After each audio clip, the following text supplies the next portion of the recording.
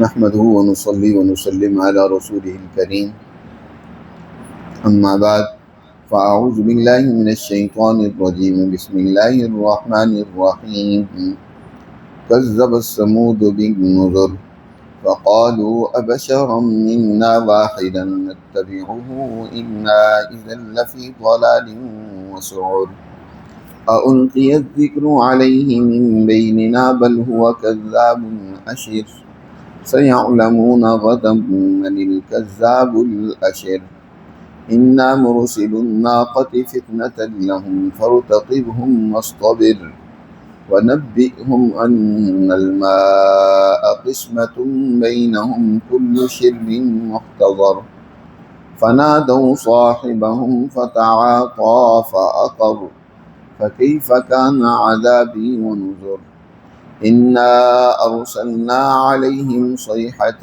واحدة فكانوا كهشيم المحتضر ولقد يسرنا القرآن للذكر فهل من مدكر كذبت قوم لوط بالنذر إنا أرسلنا عليهم حاصبا إلا آل لوط نجيناهم بسحر نعمة من عندنا كذلك نجزي من شكر ولقد أنذرهم بطشتنا فتماروا بالنذر ولقد راودوه عن ضيفه فطمسنا أعينهم فذوقوا عذابي ونذر ولقد صبحهم بكرة عذاب مستقر فذوقوا عذابي ونذر وَلَقَدْ يَسَّرْنَا الْقُرْآنَ لِلذِّكْرِ فَهَلْ مِن مُّدَّكِرٍ۔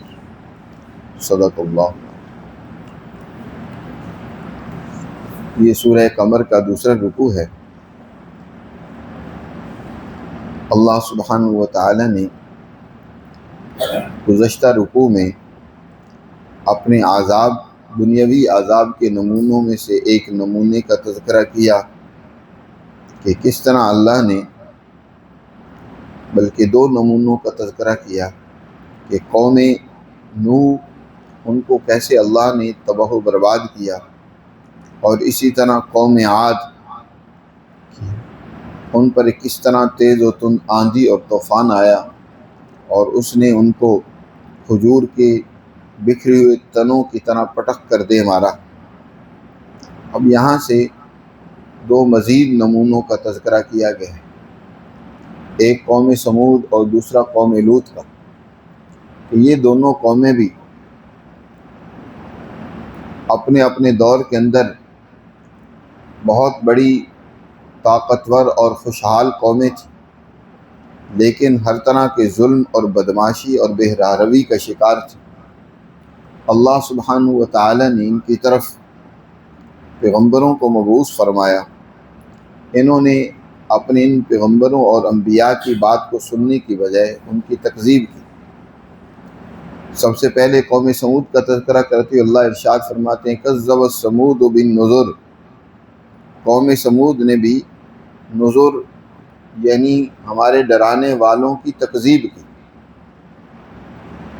ہمارے پیغمبر اس کو جھٹلایا اور کیا کہنے لگے، ابشرا منا واحدا، کیا ہم میں سے ایک انسان، ہم میں ہی سے ہے، ایک فرد ہے اور ہم اس کی پیروی کریں، نتبعہ، ہماری خاندان اور قوم کا اکیلا آدمی ہے، بشرا منا واحدا، کوئی اس کے پاس کوئی لاؤ لشکر جتھا، کوئی اس کے سپورٹر، کوئی اس کے پیروکار بہت زیادہ ہوں، نہیں ہے۔ نتبعہ، تو ایسے آدمی کے پیچھے ہم چلیں، اس کی پیروی کریں۔ اگر ایسے آدمی کے پیچھے ہم چلنے لگ پڑیں ہمیں تو آس پاس کی قومیں پاگل کہیں گی، انا اذا لفی ضلال وسعر، کہ بے شک تو ہم اس وقت گمراہی میں اور دیوانہ پن میں ہوں گے، سعر دیوانگی، پاگل پن، تو ہمارا ان کی اتباع اور پیروی کرنا یہ تو بڑے پاگل پن کی بات ہے۔ اولقی الذکر علیہ من بیننا، کیا ہمارے درمیان سے صرف یہی شخصیت رہ گئے تھے کہ ان پر اللہ اپنا پیغام نازل کرتا، کوئی اور نہیں تھا؟ ان کے ذہنوں اور دماغوں میں سرمایہ پرستی کا ایسا بھوت سوار تھا کہ وہ کہتے تھے کہ اگر کسی نے پیغمبر بننا ہے تو وہ بھی کوئی ہم میں سے مالدار ہوتا. جیسے نبی کریم صلی اللہ علیہ وسلم کے بارے میں مکہ کے مشرک کہتے تھے کہ اللہ نے اگر وحی نازل ہی کرنی تھی تو اس مکہ اور طائف کے کسی وڈیرے اور سردار کے اوپر اتاری جاتی. کیا یہ محمد صلی اللہ علیہ وسلم ہی رہ گئے تھے کہ ان کو نبی بنایا جاتا؟ ایک یتیم کا بیٹا ہے، کوئی مال و دولت نہیں ہے جی، تو کیا یہی نبی بننے کے قابل تھا؟ اس طرح کی انبیاء کے بارے میں ان کی گفتگو ہوتی تھی کہ اولقی الذکر علیہ من بیننا، کیا ان کے اوپر جو نصیحت کی گئی ہمارے درمیان سے یہی تھے کہ ان کے اوپر یہ نصیحت اتاری جاتی؟ بلکہ کہتے ہیں بل ہوا کذاب اشر. کذاب مبالغے کا صیغہ ہے، یہ بڑا جھوٹ ہے الیاذ باللہ. پیغمبر کو کہتے ہیں یہ بڑا کذاب ہے، اشر، اور بہت زیادہ یہ شیخی چگاڑنے والا، اپنی بڑائی بیان کرنے والا، اپنی ڈینگیں مارنے والا.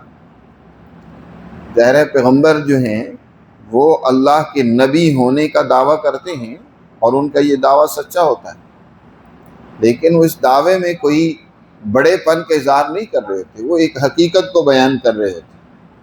یا اسی طرح اللہ کے جو علوم ان کے پاس آتے ہیں ان کو بیان کرتے ہیں، جو انسانی ہدایت اور رہنمائی ان کے پاس ہوتی ہے وہ دیتے ہیں. تو وہ کہتے ہیں کہ یہ تو اشر ہے، یعنی اپنی بڑی بڑائی بیان کرنے والا ہے، اور الیاذ باللہ کہتے ہیں کذاب ہے. اللہ تعالیٰ نے ارشاد فرمایا سیعلمون غدا من الکذاب الاشر، ان قریب انہیں پتہ چل جائے گا، تھوڑا انتظار کریں، کل ہی انہیں پتہ چل جائے گا کہ کذاب کون ہے، اشر کون ہے، کون بڑا بننے والا ہے اور کون جھوٹ بولنے والا ہے، انہیں پتہ چل جائے گا ان قریب. انا مرسل الناقۃ فتنۃ لہم، بے شک ہم ابھی ان کی طرف ان کی آزمائش کے لیے اونٹنی بھیجنے والے ہیں. انہوں نے ایک معجزہ اونٹنی کا مطالبہ کیا تھا، تفصیلات پہلے گزر چکی ہیں. تو اللہ نے فرمایا کہ ہم ان کی آزمائش کے لیے اونٹنی بھیج رہے ہیں. فرتقبہم، اے پیغمبر آپ ان کا انتظار کریں اور صبر سے کام لیں.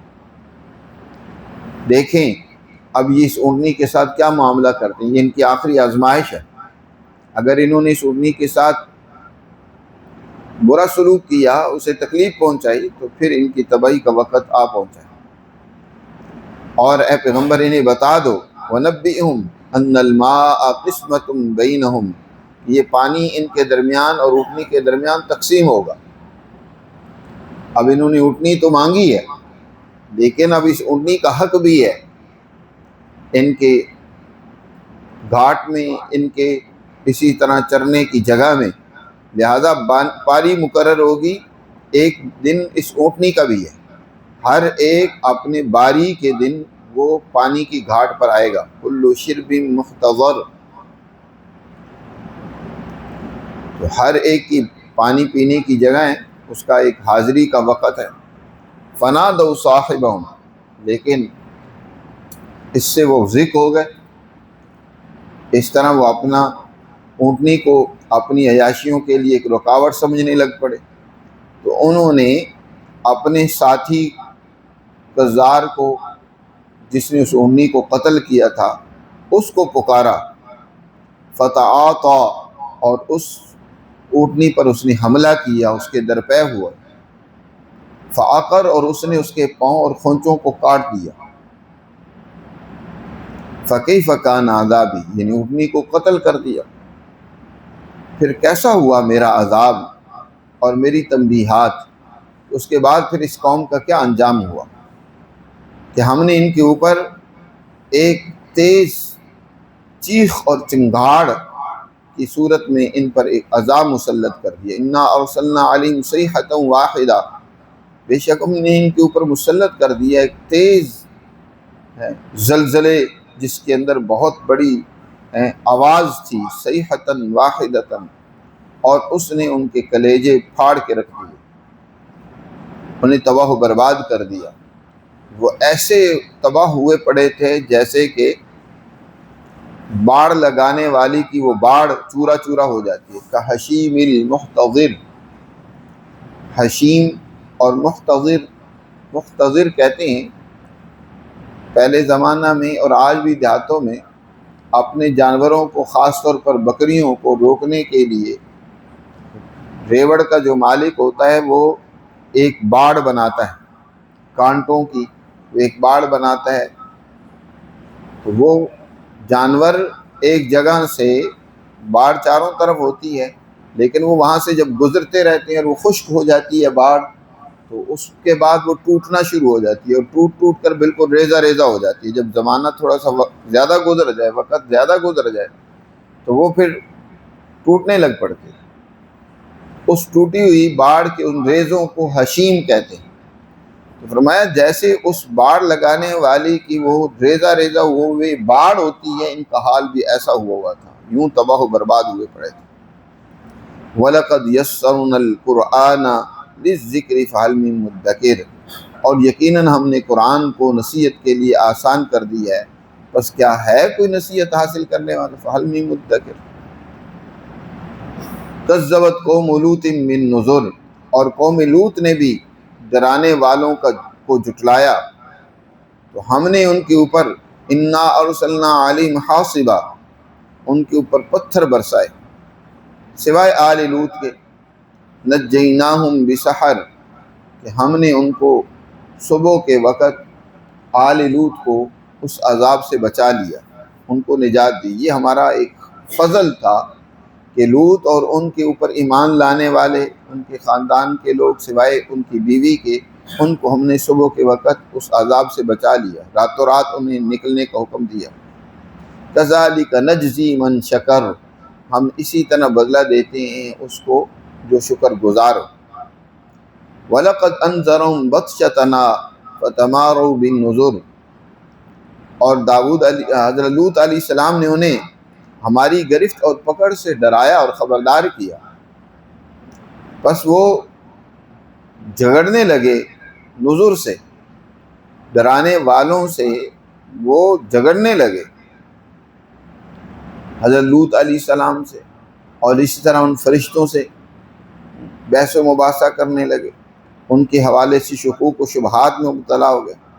بلکہ لوط علیہ السلام کے پاس جب وہ فرشتے مرد اور نوجوان خوبرو شکلوں میں آئے تو جا کر ان کو پھسلانے لگے، بہلانے لگے، اور اپنی خواہشات برآری کے لیے اپنے قریب کرنے لگے۔ جب انہوں نے ان کو روکا تو پھر دست درازی پر اتر آئے اور زبردستی کرنے لگے۔ لوط علیہ السلام نے بہت کچھ انہیں سمجھانے کی کوشش کی لیکن انہیں سمجھ نہ آئی، تو پھر کیا ہوا کہ سب سے پہلے تو ہم نے ان کی آنکھوں کو اندھا کر دیا۔ فرشتے نے، جبرائیل نے ایسا پر مارا کہ ان کی آنکھیں بالکل ختم۔ قرآن نے اسی کا تذکرہ کیا یہاں، وَلَقَدْ رَاوَدُوهُ عَنْ ضَيْفِهِ، اور ہم نے اور تحقیق وہ لوط علیہ السلام سے، ان کے مہمانوں کے حوالے سے ان کو پھسلانے لگے اور ان سے حاصل کرنے کی کوشش کرنے لگے۔ تو فَطَمَسْنَا أَعْيُنَهُمْ، تو ہم نے ان کی آنکھوں کو بے نور کر دیا۔ فَذُوقُوا عَذَابِي وَنُذُرِ، بس چکھو تم میرے عذاب کو اور میری تنبیہات کو۔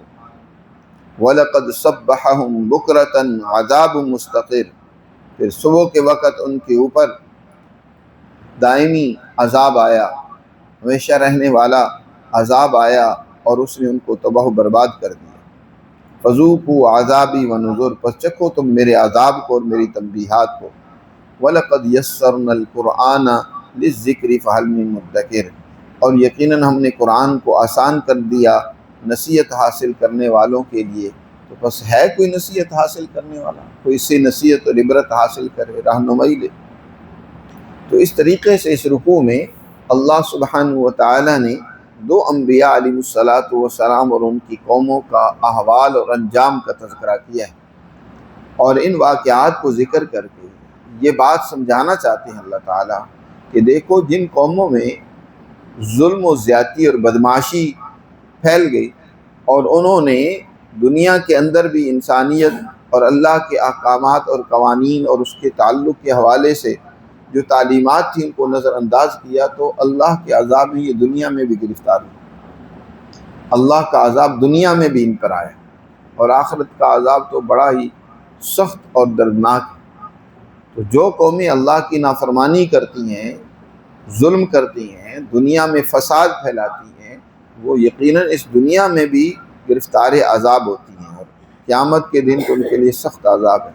اللہ ہمیں سمجھ نصیب فرمائے اور اپنے احکامات پر عمل کی